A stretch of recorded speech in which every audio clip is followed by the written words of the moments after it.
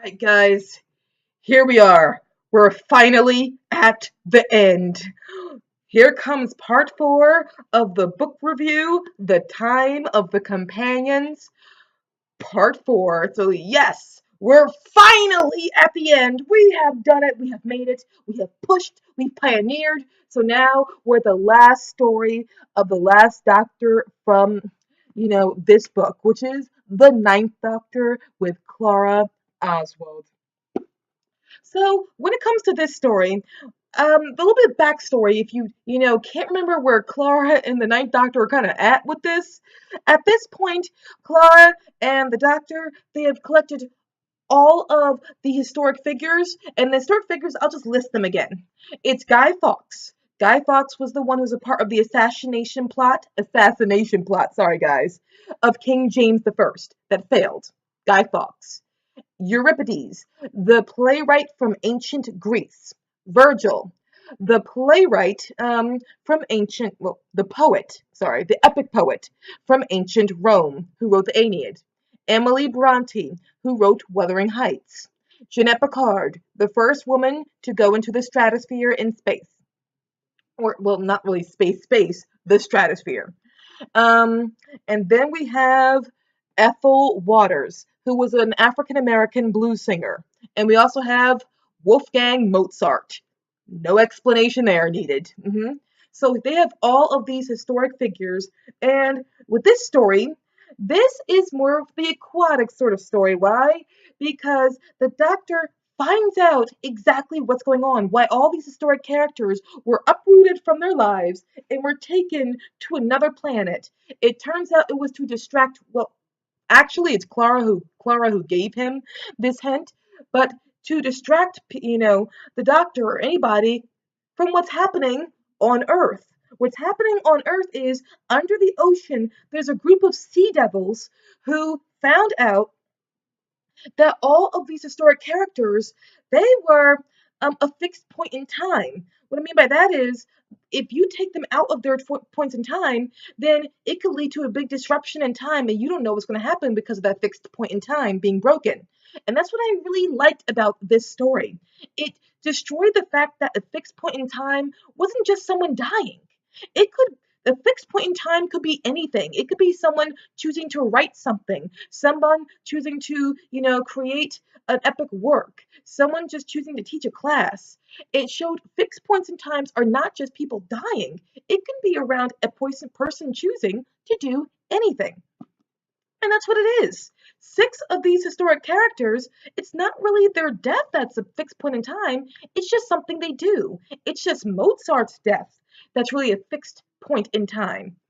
So that's happening there. But why were they someone trying to get rid of all these people or remove them to a different planet that would disrupt these fixed points in time? Because the person would be was just trying to distract the Doctor and or distract anybody who could see what his plans were. But also it was because they a fixed point in time also creates a pattern in the universe or in time itself. By removing these people from their timelines, it would have disrupted that pattern that was being made. All of these people, their fixed points make a shape that is in the exact same position as. I'll get to that in a minute. So the Doctor finds out what signal's causing or where the root of this problem is. It's underwater with a colony of sea devils. And who is the leader of these sea devils? It is Zaros. Zaros is a villain who none of you guys have really seen. It's like with Croesus. You have a villain who the Doctor is well acquainted with, but we've never actually seen. Why? Because it gave the Doctor and it gave the villain a relationship. As a result, now the Doctor and the villain have something connecting them even before we as an audience met them. And that added more weight to the Doctor-villain relationship, which, again, I do like. So, Zaros, it turns out, not only is he a nemesis to the Doctor, he's also a victim of the circumstances. Because Zaros was a child of the Sea Devil when he last encountered the Doctors in the episode the third Doctor era called the Sea Devils, where the Doctor had to destroy the entire Sea Devil colony or base at that place because they were going to destroy the Earth. So he had to blow up that one base. Or not destroy the Earth, they were going to really like launch a war against humanity. Sorry, I should clarify. The Sea Devils were not going to destroy the Earth. They wanted to take back the Earth. As a result, Zaros has history with the Doctor because he remembers how the Doctor destroyed that colony. He was one of the few who were escaped in time, and he was a child Sea Devil at the time. So he's got baggage. So he's also a tragic figure as well as being a villain. Again, adds weight to their relationship. And the Doctor finds out that Zaros is behind this all because the Doctor, he actually crashed his TARDIS into the base, and it distracted the Sea Devils. But as a result, the Doctor was able to, pretend like he was a Sea Devil. He used some type of camouflage, some type of device that allowed him to look like he was a Sea Devil. So he's walking around. He's walking around acting like he's a Sea Devil, and that's when he found out. Guess what?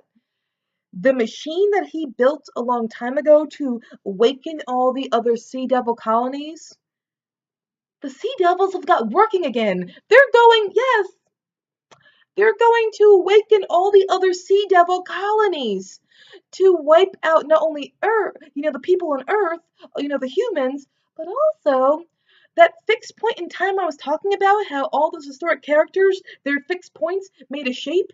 That was the exact same shape that was going to be used by the Sea Devils to cause all these natural disasters on the planet, which would help destroy the human race. So the Doctor has to get them back to their points in history to help them to realign the fixed points in time.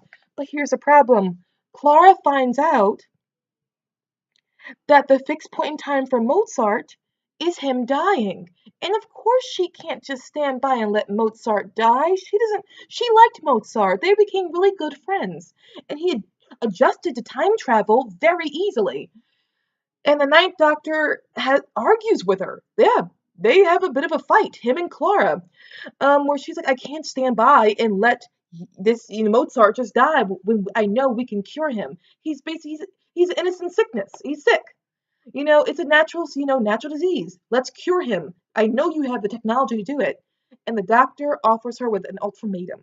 He gives her a pill and says, if you give Mozart this pill, it will cure him and he will survive, but you just violated a fixed point in time that can unravel the universe itself.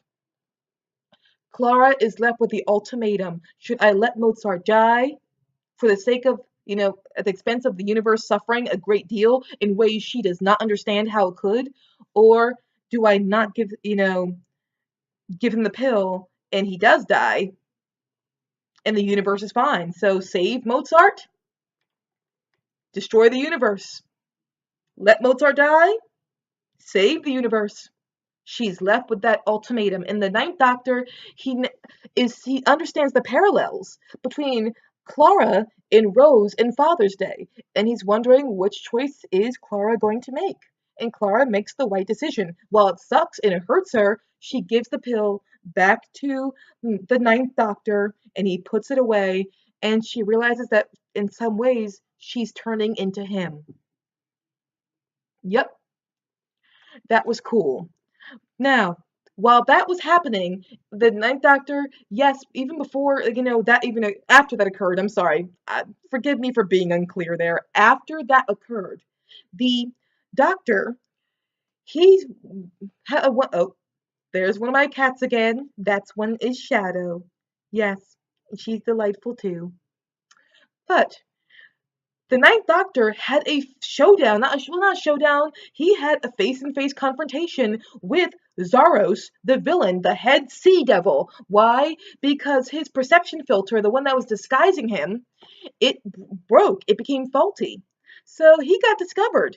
But Clara and him had earpieces so they could hear what was going on. And Clara said, should we help you, Doctor? The Ninth Doctor said no. Even while he was being taken by the Sea Devils, like, no, Clara, do not help me. Stay there.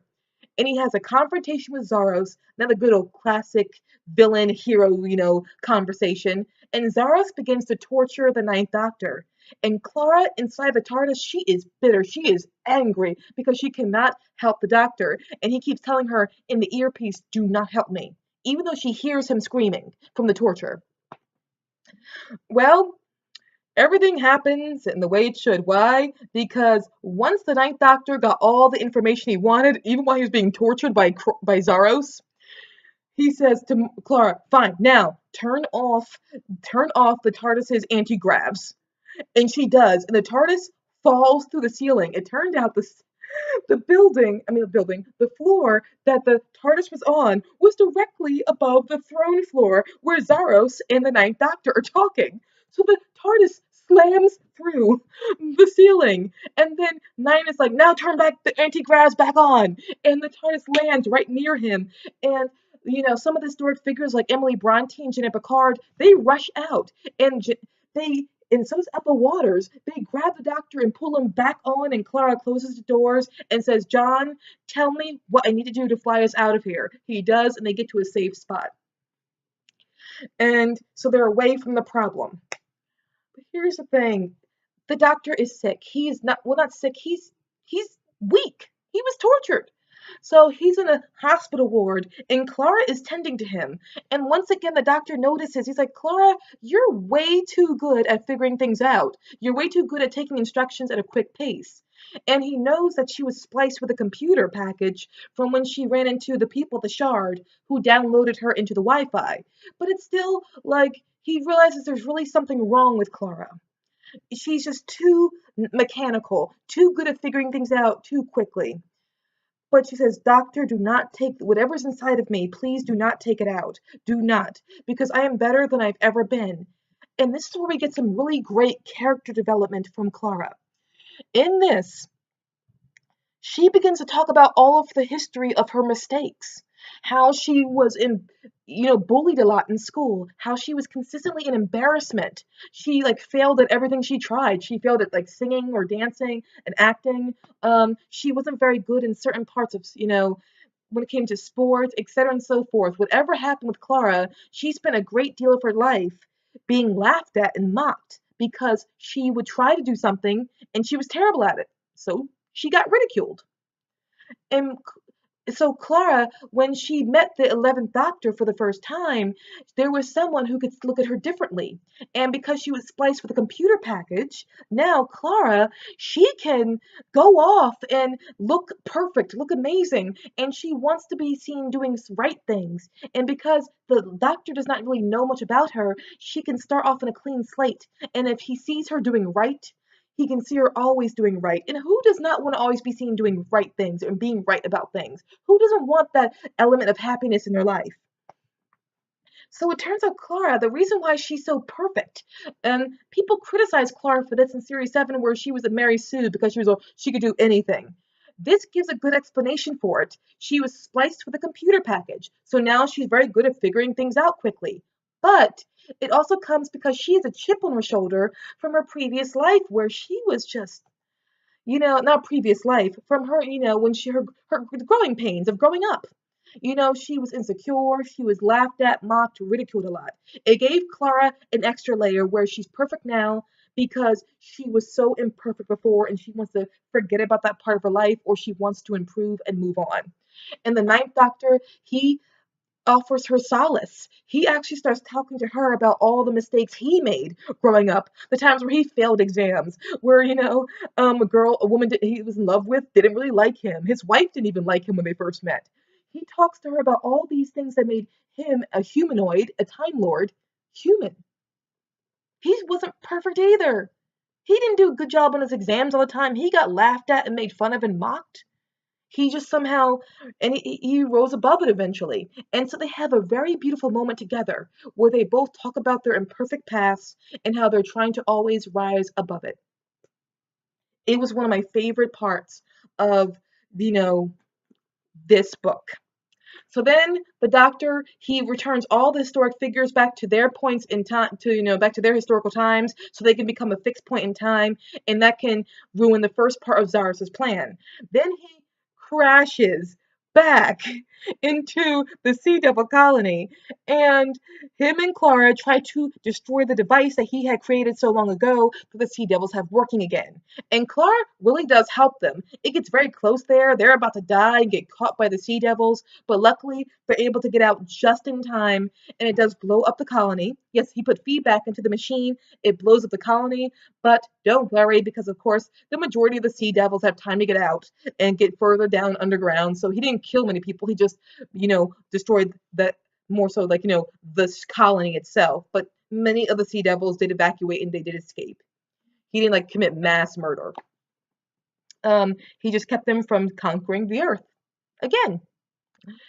Then he takes Clara back to her time, back to her time, and she feels a little bit insecure. She's like, well, of course I want to go back to, my life, but it's like, oh, you didn't like me enough for me to travel with you. And he says, no, Clara, it's not that. I do like you. It's just simply that, I know the doctor is going to come out for you. Remember, she only knows him as a Governor John Smith. She does not know he's a younger version of the doctor that she had met. And he says, don't worry, I know the doctor. He's going to come after you. And don't worry, Clara, I know he's going to be impressed with how intelligent you are and how good you are at learning things. I promise you he will like it. And Clara is happy about this, and they do part ways as friends. And like standing alone in his TARDIS, the doctor kind of gives a speech to the 11th Doctor, even though he knows the 11th Doctor's not there. He's giving a speech to himself. And he says, I want you to make her feel possible. I want you to make Clara feel like forgive her even when she is human. She'll be perfect mostly, but when she's human and she shows you all of her flaws, forgive her. Beautiful. Then we find out, you see, the doctor, he may have let Clara keep all of her perfections that she got from being spliced with a computer package, but he realized Clara had gotten some feedback from being uploaded into the Wi-Fi. He took the feedback out of her, like he connected himself to Clara, removed the feedback from her. Well, it turned out that feedback was slowly going to kill him. We all know how the Ninth Doctor, he died because he took the spirit of the TARDIS, or like the heart of the TARDIS out of Rose, the time vortex, whatever it is, out of Rose, and he had to regenerate because he took inside of himself. Well, it turns out if you let this book in your mind become a part of the telling of Doctor Who, and this it become canon in your mind, it turned out he was dying all that time because the feedback from when he had taken it out of Clara had affected him, and no matter what he did over the course of a few years, it would weaken him and he would have to regenerate. Which means after Father's Day, between Father's Day and Parting of the Ways, the Ninth Doctor was always dying because of the feedback he took from Clara Oswald. He sacrificed himself for Clara and Rose. That's cool too. And so that happens, and that's the end of that story. You would think so. But we find out, actually, that remember when Clara, she fell into the Doctor's timeline at the end of The Name of the Doctor, and the 11th Doctor found her? He jumped into his own timeline in that moment that I absolutely love between 11 and Clara. Well, it turns out he found his way to Clara because of the Ninth Doctor. The Ninth Doctor, he saw Clara when she had fallen to the timeline, and the Ninth Doctor, he actually crossed paths with Clara. And if you remember a Name of the Doctor, the Ninth Doctor did run past Clara. Well, there was a moment in the middle there where the Ninth Doctor turned, and that's when Clara realized that John Smith, the Time Lord she met, and the 11th Doctor were the same person. And it was the Ninth Doctor who took out his sonic screwdriver in the timeline and signaled for the 11th Doctor to come and find where Clara was, because a sonic screwdriver can always detect another sonic screwdriver. It was the Ninth Doctor who helped the 11th Doctor find where Clara had fallen in the timeline in The Name of the Doctor. That's how it ended. That's the end of the Time of the Companions. I and weird. I know people would hate the idea of it, but I loved the Ninth Doctor and Clara together as much as I liked 11 and Clara and 12 with Clara. I know people hate Clara, but I am perfectly fine with her. She did things I didn't like. I admit that. There were times where I'm like, why did you guys have to write her doing that? But I've done that with a lot of companions in New Who. So, that's just the way all companions are. And so that's me for you. That is my final video of Doctor Who, The Time of the Companions, Book 3, Part 4 of 9 and Clara's journey together in it. Guys, if you watched this video or if you read the book, I hope you enjoyed the book.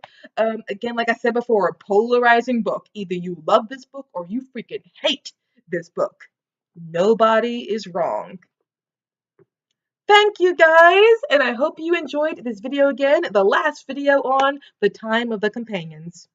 Enjoy yourselves, and if you like, please go to that subscribe button and click subscribe. Again, you'd be a total badass if you did subscribe. And we all love being a badass. Bye, guys.